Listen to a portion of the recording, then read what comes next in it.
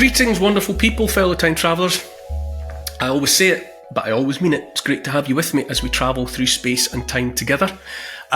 Today's episode of The Love Letter is about Alaric the Goth and the sacking of Rome, which he oversaw. So the broader themes are, the decline and fall of empire, and the warning signs that predict such an event, and the significance of the fall of empire. That's always interesting because clearly in the wider world at the moment we're witnessing the end of empire of one sort, shortly to be replaced by something else. But before we get to that, let me say, please go and check out my patreon.com site. It's the financial support that you may or may not choose to provide via my patreon.com site that keeps the wheels on the wagon, lets us do this and contemplate doing more in the future. If you join up and part with basically the price of a cup of coffee every month, you get exclusive access, you see the new content, you can watch a question and answer video that we do every week. It's great, and it'd be better if you were there too. Okay, advert over. It's now time to strap into the time machine as we hurtle towards the next stop in my love letter to the world. Cue the music.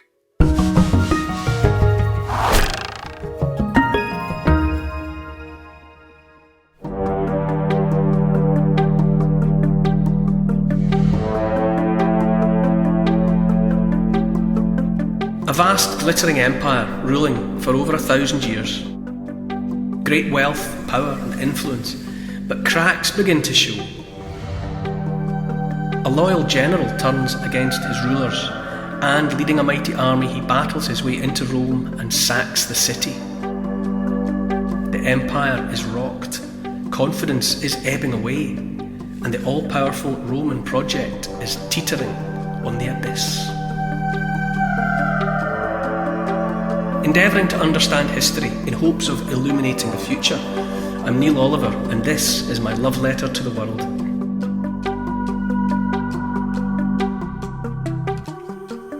Hi Neil.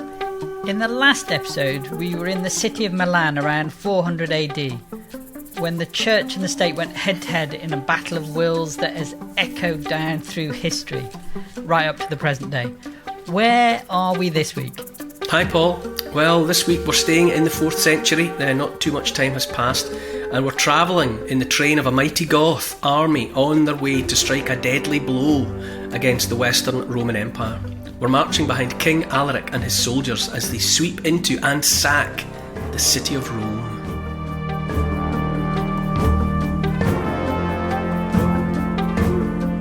It's one of those images from history I think that everyone's heard of, probably don't know much about the details. It's when Rome was sacked, which is to say invaded and messed about by Alaric the Goth and his Goths. And when you talk about the fall of the Roman Empire and the fall of Rome, it creates images in your head. You imagine all these people in togas running, screaming down marble cobbled streets, while half-naked men run behind them with hammers and axes and whatnot. So it's a potent image. When I was looking at this one, I looked at images, which I don't often do. I just went on to an online search and started looking for pictures because I knew it had been covered endlessly by classical artists. And there's a late 19th century painting by a French artist called Joseph Noel Silvestre. It's called The Sack of Rome, and it's pretty classic and pretty typical. You've got a column, a white marble column with a suitably patrician-looking Roman, a statue of a Roman on top of it, white, clean, pure, beautiful Roman, and he's being climbed up by a couple of half-naked barbarians, and they've got a noose around the neck of the statue, and they're obviously going to pull it down, and so you'd have to be pretty culturally blind not to read the language of paintings. We don't study people like, well, you did, Paul, but I don't know anything about art, but I know there's a language that the classical artists were communicating, telling stories with a language, and there's symbolism in the way that they framed things and structured things and the elements that they included. But in this instance, you look at it and you think, yeah, the statue on the column is civilization. And the hairy-arsed barbarians are about to pull civilization down. It's a very simple image.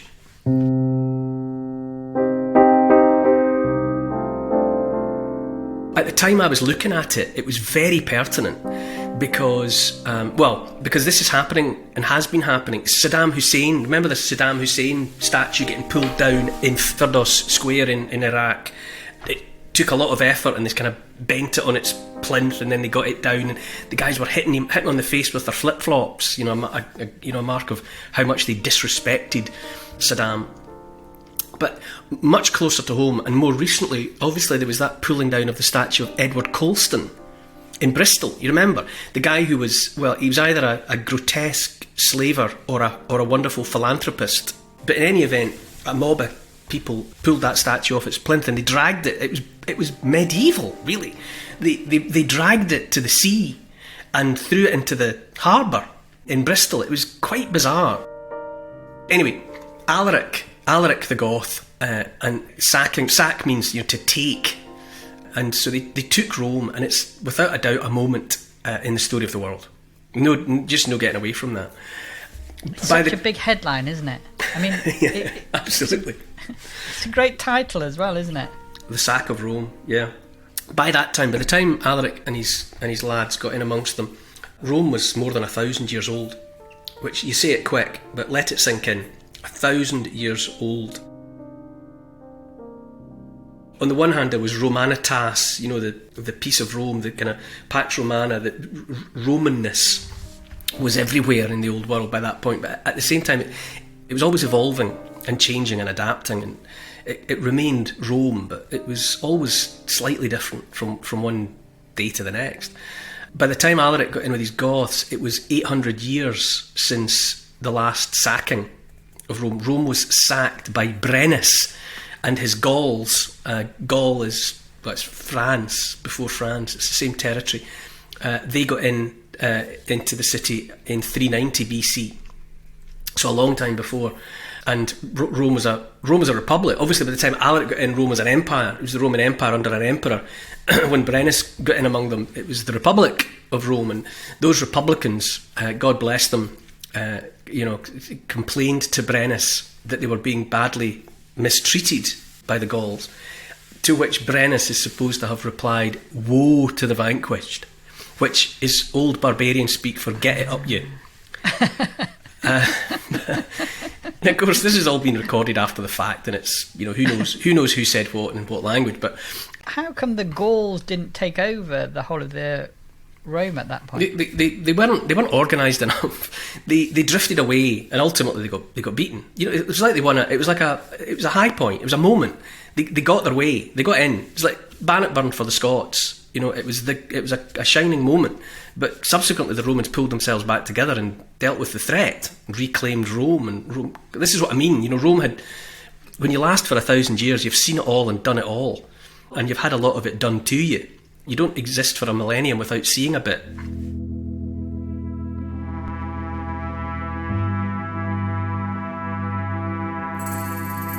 So, by the time of 410, Brennus, let's call him a barbarian. He wasn't Romanised, let's say.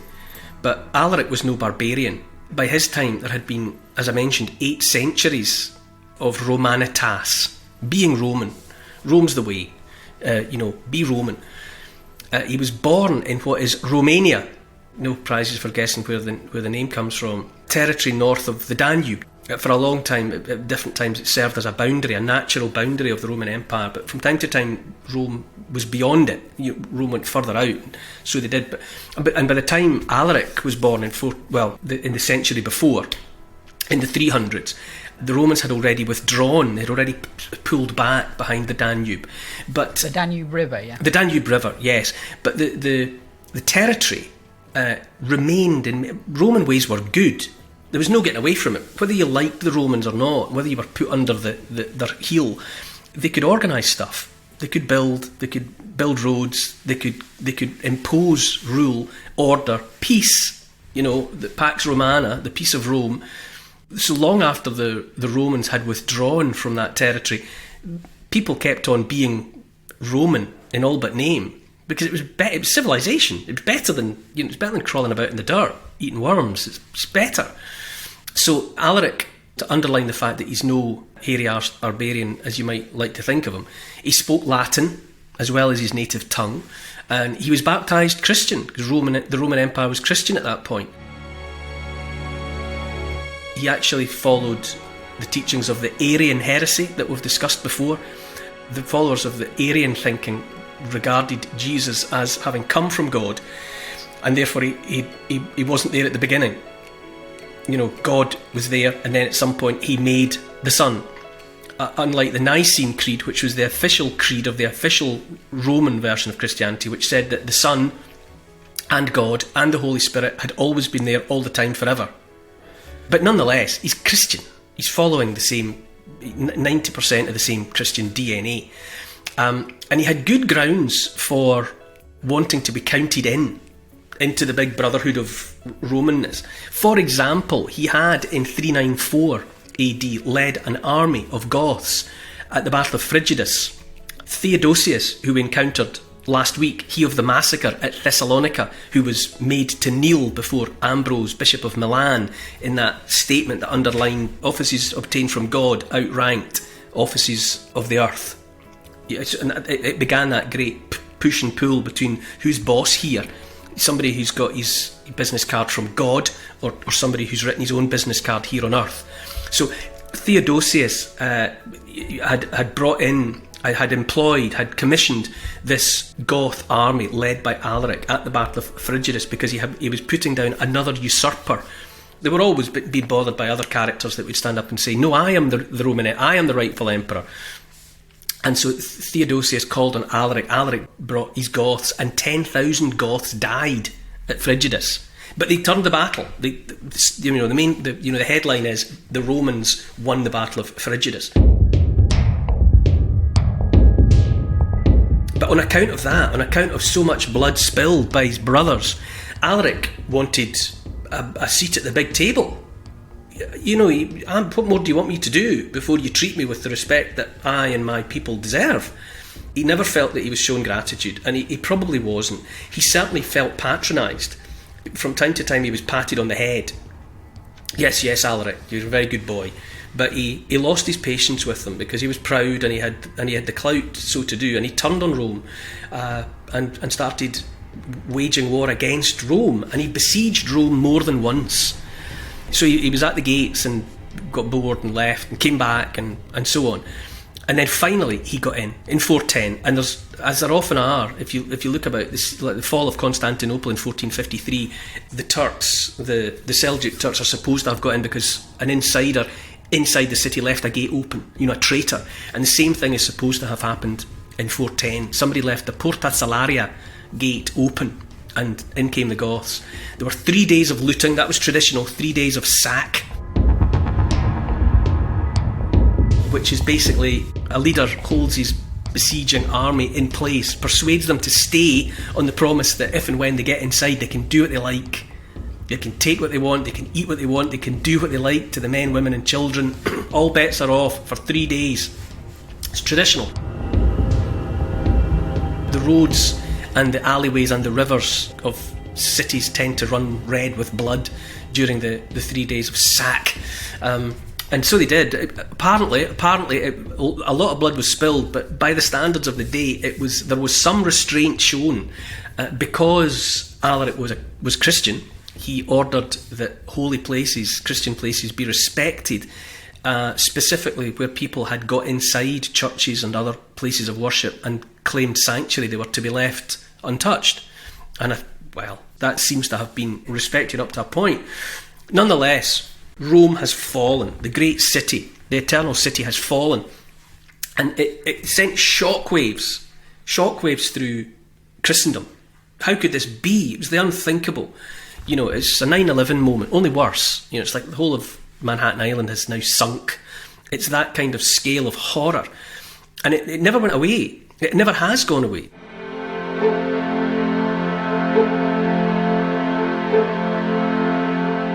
Gibbon wrote his Decline and Fall of the Roman Empire in the final quarter of the 18th century. I can't remember exactly when.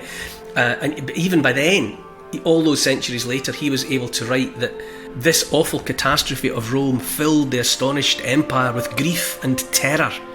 It was still the impact, the aftershocks of Alaric's sacking of Rome was still there in the 18th century. To some extent it's still here now because it haunts the imagination of the civilised, or those who consider themselves to be civilised. It happened to the Romans, it's happened to every empire. Sooner or later it'll happen to us. It's like being reminded of, cancers out there. You're fitting well just now, but who knows. So eventually, having done what they had come to do, Alaric and his horde of Goths left. I mean, they'd done it. And they were mobile. They had places to be, things to do, and so they actually boarded boats bound for Africa. They were going to go and conquer Africa. Their tails were up. We've taken Rome. The world is ours. So they all got aboard boats, but the weather pushed them back. They had to abandon Africa and they returned to the mainland. Alaric died at Cosenza in Italy the following year. There's a great story about when he died. His body was carried to an unnamed river. Which is to say, we don't know what river he was taken to. And slaves by the hundred were employed diverting the course of the river. They pushed it out and round so that the riverbed was dry. And then they dug a chamber, a grave, a big grave in the bed of the river. And they put Alaric in there with all his gold and whatever, his weaponry. And they covered it over. And then the dam was unleashed and the river took up its original course. So now Alaric's grave is underwater, out of reach, and the slaves that had done the work were put to the sword so that they couldn't go and tell anybody where the grave was. So that's the legend. Who knows? Maybe out there in the bed of some river in Italy, there's the grave of Alaric the Goth with all his stuff. Who knows? The point though to get, this is a moment, the sacking of Rome by the Goths, barbarians, all that imagery. It was not actually the end of Rome. It's 410 AD, but it didn't finish it. Rome didn't get renamed, it didn't become something else, but it was in decline, it was in terminal decline, and the decline would not be halted. Now, it makes us confront an idea that's always there. You get told that things get too big to fail. Corporations, empires, whatever. We're now so big, nothing can touch us. And it's not the case. The truth of history, whether you accept it or not, is that big always fails in the end. It just does. Maybe not today, maybe not tomorrow, but soon, or eventually, it fails. Mentioned that right throughout its time in existence, Rome wasn't fixed. It metamorphosed and changed. And, long before the 5th century and Alaric, Rome was already divided, or the Roman Empire was divided. Diocletian, he split the empire west and east. The tetrarchy, the rule of four, an emperor in the east, an emperor in the west, each with a nominated Caesar as his successor. Also, in the east in particular, the Eastern Roman Empire was operated out of Constantinople. And in the east, barbarians had long been being allowed into Roman territory. There was a notional boundary around the Roman Empire, but in the east especially, barbarians were coming in, they were being allowed in, and the thinking was fairly simple. These guys are dangerous, they've got potential, there's a lot of them, so you might as well have them inside the tent pissing out rather than outside the tent pissing, and you want them where you can see them, where you can use them, employ them, give them jobs. Rather than attacking you might as well divert their attentions and have them attack somebody else.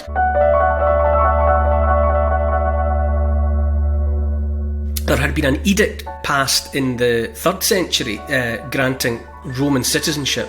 Everyone within the Roman Empire at the moment is Roman citizen. All the same rights apply. So by the 5th century, it was hard to say who was and wasn't Roman. How are you going to define it? Born in the city of Rome, what's a Roman? And why? If someone is classed as Roman, why? Why so? Why are they described that way? And why is someone who's not Roman not a Roman? Alaric was of the Goths, and there were other barbarian tribes, Vandals and Huns, all of whom had been employed on large scale to fight for Rome, and they therefore, understandably, had claims on the place. So all sorts of people were starting to say, why not us? Why can't we be Roman? Why aren't we part of the Roman Empire? So after Alaric, after his time, by 440, another 30 years had passed, and the Huns, led by Attila, who hasn't heard of Attila the Hun, he was defeated at Troy in 451 by a nominally Roman army of Visigoths, led by their barbarian king Theodoric I. But Attila wasn't thwarted at that point. He was on the make, and by the time Theodoric died 2 years later in 442, Attila was plotting to make himself Roman emperor in his own right. So this is what's going on. These are people who many within the Roman Empire would have considered foreigners, and yet there's Attila, a Hun, feeling entitled to claim the seat, to make himself emperor of Rome. So that the whole thing is very fluid at that point. The last Roman emperor, if you like, in the West was Flavius Romulus Augustus, and he was a bit of a high wind in the summertime. He was a bit flimsy, and he didn't really amount to much, and he was knocked off his perch by Odoacer in 476.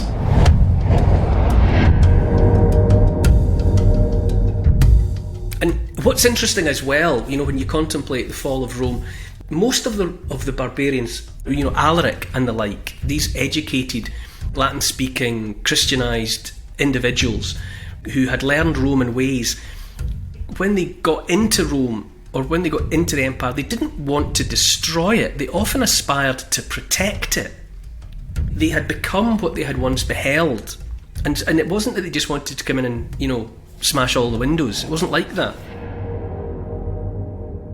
Odoacer was succeeded by his brother-in-law, another Goth, and he said, I hope to go down to posterity as the restorer of Rome, since it's not possible that I should be its supplanter. Now, I'm not saying he necessarily definitely said that, but the whichever chronicler put those words into his mouth, if that is what happened, is making a point that the people coming in didn't want to destroy. Perhaps they wanted to maintain.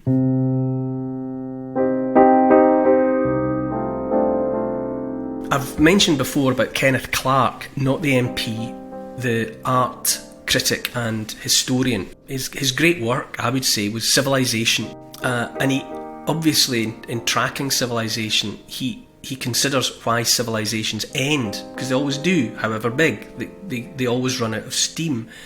And he contends that although you might have external pressure, you do, like barbarians at the gates, really, even before that, there's an exhaustion that sets in. It's 1,000 years. People forget why they're Roman. They forget where they came from. They don't necessarily remember the sacrifices that were made to create the civilization. They become contemptuous of it. Remember, we talked about that with Hannah Arendt, who covered Nazi war criminal trials and considered the banality of evil. And she suggested that, that people become exhausted and contemptuous of what they've always had, and they become vulnerable to those suggesting something else. Kenneth Clarke said that civilizations fail because of fear of war, fear of invasion, fear of plague and famine that make it simply not worthwhile constructing things or planting next year's crops. Now, I invite you to consider how relevant that is right this moment. Fear of invasion. On the south coast of Britain, on the south coast of England, that word has been used by the Home Secretary, Suella Braverman. Invasion by the economic migrants who are arriving by the boatload every day. Fear of war. Obviously, we've got whatever Putin and Zelensky are up to in Ukraine. Fear of plague, disease, cold, monkeypox, the flu. Fear of famine. We've got food insecurity.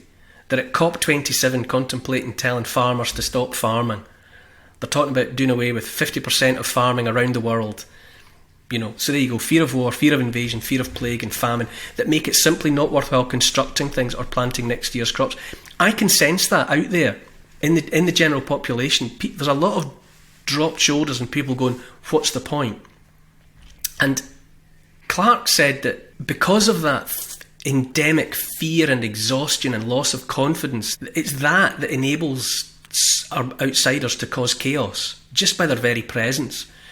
And he writes, and into that chaos, this is in the case of Rome and the fall of Rome, and into that chaos came real barbarians like the Huns, who were totally illiterate and destructively hostile to what they could not understand.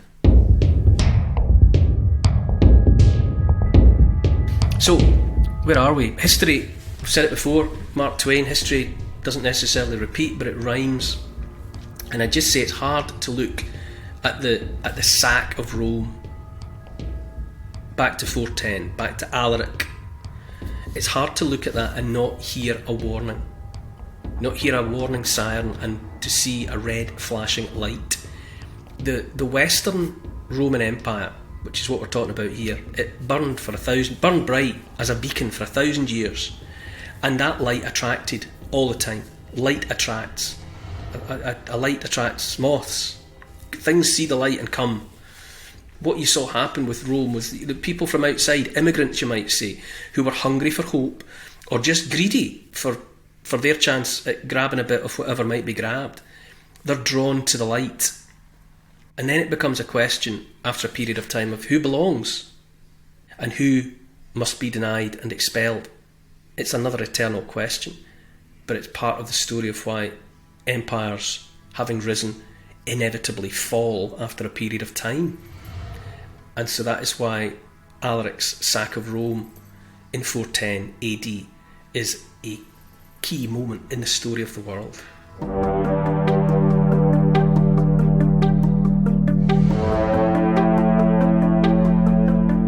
A birth clouded in mystery and the mists of time. From a young age he was known as honest, decent and trustworthy.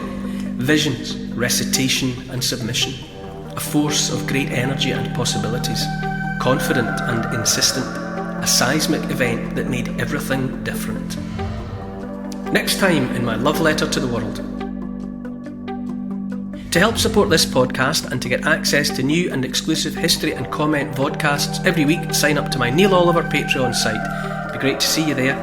Check out the Instagram account called Neil Oliver Love Letter. My YouTube channel is simply called the Neil Oliver Channel. And to help build this podcast, tell your friends about it, get them listening and write a review to convince the online crowd to join us. For further reading about these moments in time, you could try my book. It's called The Story of the World in 100 Moments and it's published by Transworld. Neil Oliver's Love Letter to the World is produced by Neil Oliver and Paul Ratcliffe for Catnip Inc. Music is composed by Milo McKinnon. Social media and YouTube producer is Oscar CFR. Additional research is by Evie, Lucian, Archie and Teddy. Finance is by Catherine and Trudy. Post-production is by Althorpe Studios and the graphics are by Paul Plowman. Thanks for listening. This has been a Catnip Inc. Podcasts production.